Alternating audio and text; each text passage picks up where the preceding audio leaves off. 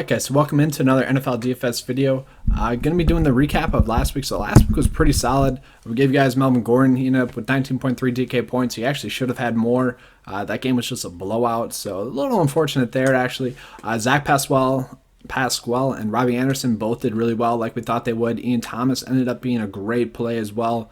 Those were 4 plays that we really touched on and hit. And, those were really solid plays. Kyle Allen ended up being another cash play, easy cash play as well. It's kind of why we played Ian Thomas as well, because we were playing Kyle Allen. Kind of goes hand in hand. You kind of want to have both of those in there. So really solid week last week.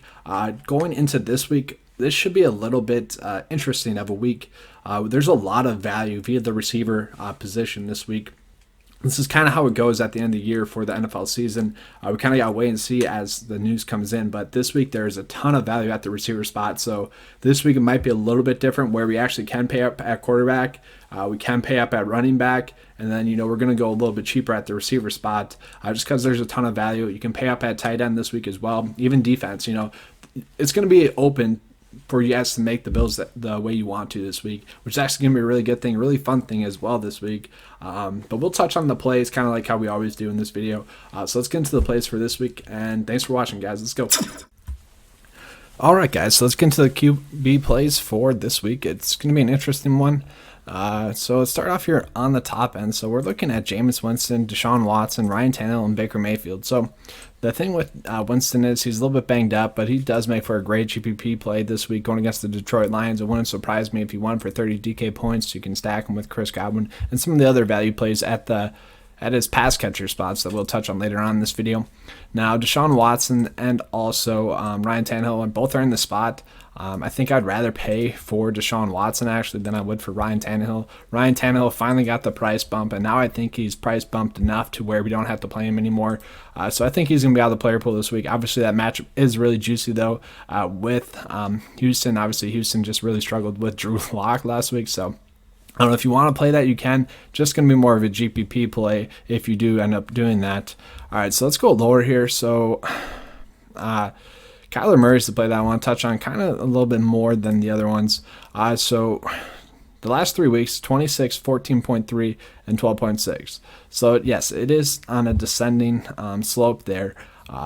Especially dating back to Tampa Bay as well. But these have been some really solid defenses. Honestly, these are 3 of the top 5 defenses in the whole league. You throw in Buffalo and New England in there as well. But Kyler Murray in this spot, Cleveland's much worse defensively. I do think he's going to get his touchdowns like he has. He does have that rushing upside, which he really didn't get last week. He wasn't able to rush at all last week, but I do think he'll be able to do that this week. I do think he'll score over 15 DK points, and it wouldn't surprise me if he scored around 20 DK points like he was earlier on in the year. So I really don't mind Kyler Murray at that price point. But we could go a little bit lower with Gardner Minshew here. Not a horrible play going against Oakland. Minshew's been pretty consistent this year. Only one game where he didn't get over 10 DK points. So obviously that's not going to kill you too much if he does get around, 12, 15 DK points. It's not going to kill you. Obviously in that matchup, we do expect him to get a little bit more. Kyle Allen has pretty much produced ever since that Green Bay game when we told you guys to trade for DJ Moore. We told you guys they had a really nice schedule coming up, and that's proven to be true. Sure, there's a little bit of letdown with the Falcons, but ever since then, over 20 DK points in each and every game. Now this matchup isn't as good, but I still think that Kyle Allen at this price point is a little bit too cheap. I do think he'll get around 15 DK points like I always project him to get. Let's go on to Eli Manning here. Eli Manning has been decent this whole year, 18, 12, and then 16 in his 3 starts. So if he does get the start this week over Daniel Jones, I don't mind this play. It definitely makes for an interesting stack as well. I don't mind the play too much. I do think he'll get around 15 DK points as well, which is all we really want. Then there is one other quarterback that I do want to touch on because if he starts, I think I'll just be putting him into most of my builds. That'd be Ryan Griffin here. So Jameis Winston, yes, he came back into the game, but he did leave the game for a little bit. He was having trouble gripping the football pretty much. So it wouldn't shock me if Winston does sit. I do expect him to play. But if he does sit, Ryan Griffin's going to be in a great spot here going against the Detroit Lions. And he's a quarterback that absolutely dominated the preseason. He was pretty much a lock throughout the whole preseason. So I really like that play at quarterback.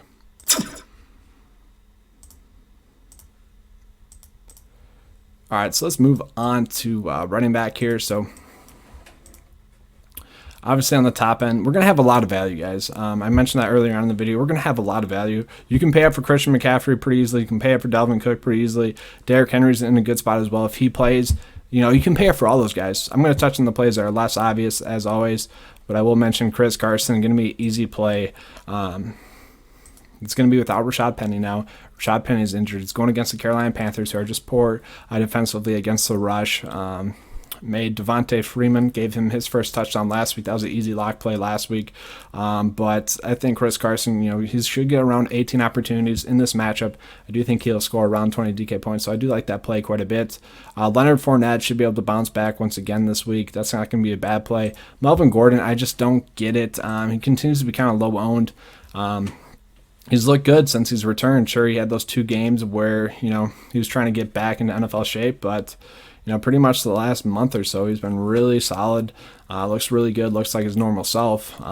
Week 13, we had him in our build 1 yard away from that from that 100-point bonus. Then last week he had 19.4 DK points in a blowout game.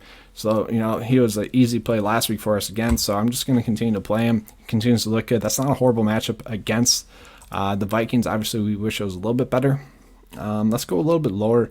I do want to mention Todd Gurley here. So this is part of the problem this week is there's a ton of decent RB plays in the midsection, but there's going to be a lot more value at the receiver spot that we can play. Throughout the last 4 games for Todd Gurley, over 18 DK points. This should be a game where they do commit to the run against Dallas, and he could still get used in the passing game quite a bit. That offensive line has looked a little bit better recently as well. I should mention that. So if he's going to get these opportunities at that price point, I really like Todd Gurley there. So going against Dallas doesn't worry me too much. He's going to be a good play there. And then let's go lower here. So sure, there are going to be some GPP options mixed in there. I don't really like touching on those ones too much. The one I do want to mention is going to be Chris Thompson here. I think he's going to be a decent value play. I do think that the Eagles will be ahead in this one, although they did struggle on Monday night, so maybe they don't. But if you think it's going to be a game where Washington's playing from behind, then Chris Thompson's going to be okay play. He should see the targets then, like he did last week with Green Bay, where they were trailing a majority of the game.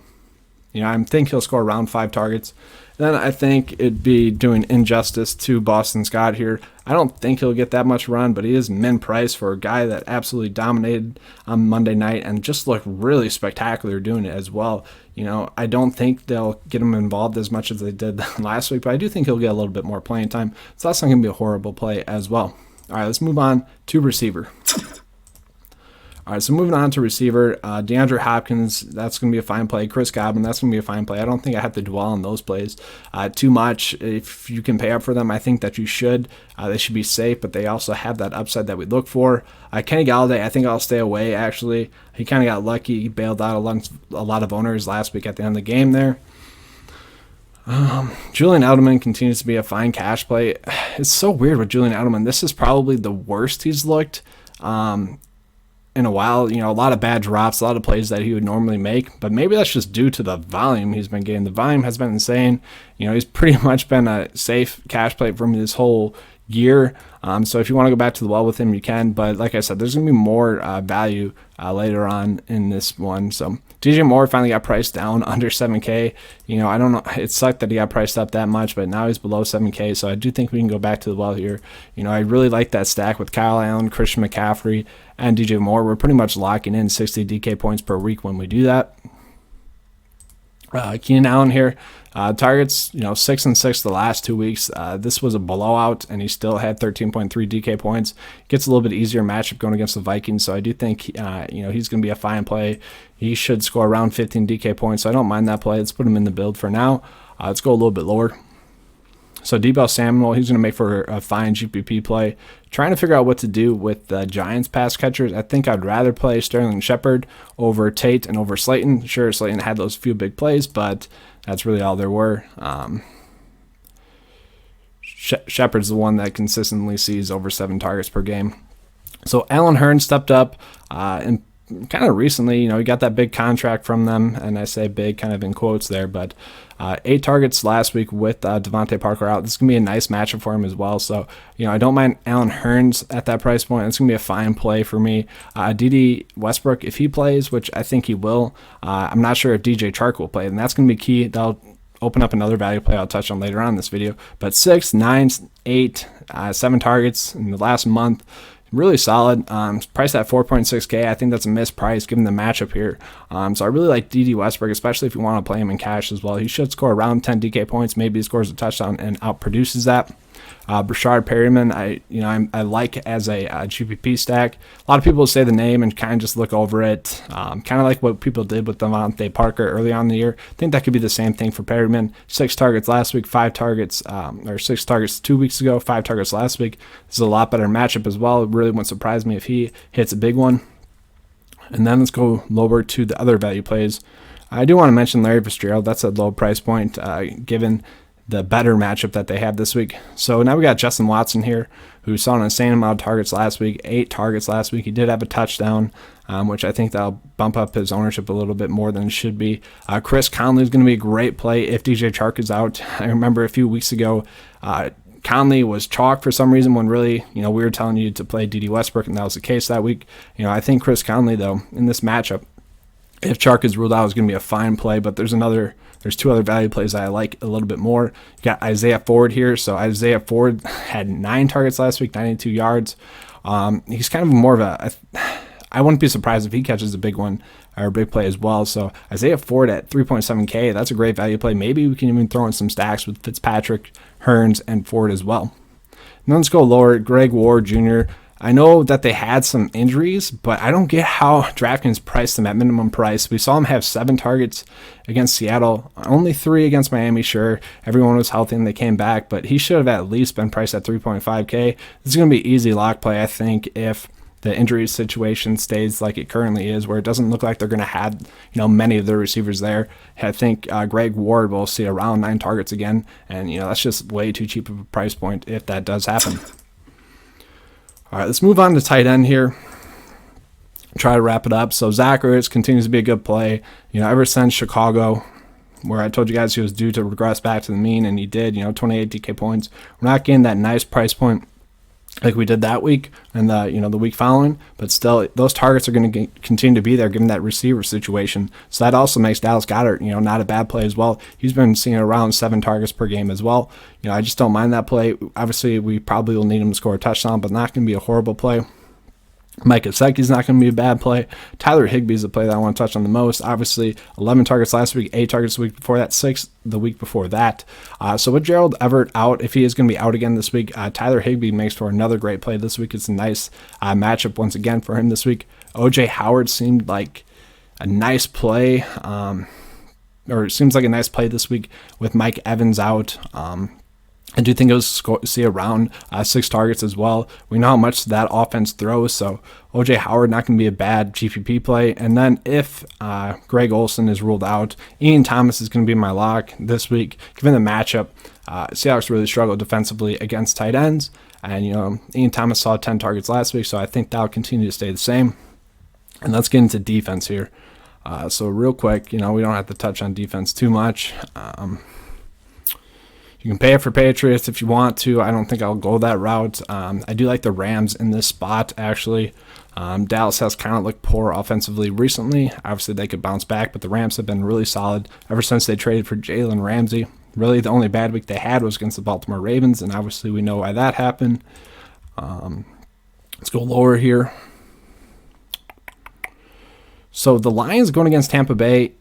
If we know Jameis Winston just throws a ton of turnovers, we can project the Lions to get at least 1 turnover there. I don't think they'll go negative, and I don't mind them at that price point. But the Bengals here, I really don't mind them as well. They've been running the ball a ton, and I think the Patriots will attack via the run game in this one as well. So I think it's going to be a little bit more slowing, a little bit more clock burning in this game, which will mean that the Bengals shouldn't go negative in this one.